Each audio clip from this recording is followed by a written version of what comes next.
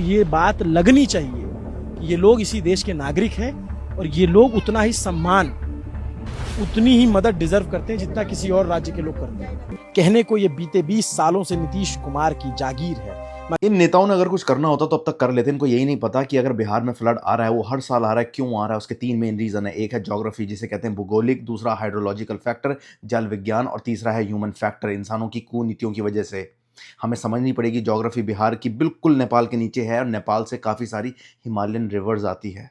सबसे पहले नदियों की ज्योग्राफी समझ लेते हैं। एक टाइप की नदियां होती हैं जिसको कहते हैं स्नो फैट, बर्फ खिलाया। वो कौन सी नदियां होती हैं? वो नदियां होती हैं जो नेपाल और उत्तराखंड के पहाड़ों से निकलती है जब ग्लेशियर आपके पिघलते हैं, और साथ में जब रेनफॉल इस लेवल पे पड़ती है तो कहर भर पाती है। और सारी स्नो फैट रिवर्स आपके सामने होगी। इसको समझने का बहुत ही सिंपल प्रोसेस है। ये पूरे साल भर चलती रहती है क्योंकि ग्लेशियर्स और स्नो जो आपके पिघलते हैं उसको चलाती रहती है। बट इसमें फ्लड कब आता है? जब रेनफॉल रिकॉर्ड तोड़ होती है। और उससे होता ये है, और पहाड़ों में कहीं पे GLOF, glacier lake outburst flood, जो मैंने अपनी पिछली वीडियो में समझाया हुआ है, उसको मैं लिंक कर दूंगा यहाँ पे।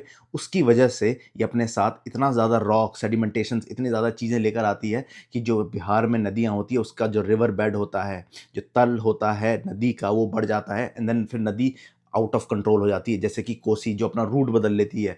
ये एक वन ऑफ द रीजन है। वहीं पे हमें नेपाल का समझना पड़ेगा। नेपाल एक स्टीप ग्रेडियंट कंट्री है जहाँ पे 8,000 से 14,000 की स्लोप्स हैं। वहीं पे बिहार, जब पानी रिलीज होता है पहाड़ों से, तो बिहार एक ऐसा फ्लैट प्लेन एरिया है जो वेस्ट से ईस्ट की तरफ 5 से 6 सेंटीमीटर पर किलोमीटर का स्लोप है। That's it. और वहीं पे साउथ ऑफ बिहार में नदियां होती हैं रेन फेड, वर्षा पे आधारित। इसका खुद का कोई फ्लो नहीं होता, बट ये मानसून पे डिपेंड करती है। थोड़ी भी रेनफॉल तेज हुई तो आसपास के इलाकों में ये वाटर लॉगिंग, पानी खड़ा हो जाता है, बिकॉज बड़े सारे लोगों ने अतिक्रमण कर रखा है फ्लड प्लेन्स पे। और आफ्टर इंडिपेंडेंस करीबन हजारों किलोमीटर के बांध बनाए हैं, एम्बार्कमेंट जिसे कहते हैं, बट उसका भी कोई फायदा नहीं भी। जितनी भी नदियां आ रही हैं नेपाल की तरफ से, होता ये अपने साथ सेडिमेंट लोड लेकर आती है। तो अगर आपने बांध बनाया है, आपका जो रिवर बेड है, जो तल है नदी का, वो बढ़ जाता है सेडिमेंट की वजह से। और आपकी जो नदी है, मॉनसून जब तेज होती है तो उसको लांग के निकलता है। और ये एक चीज हर जगह होती है, चाहे वो उत्तराखंड हो गया या पंजाब या बिहार।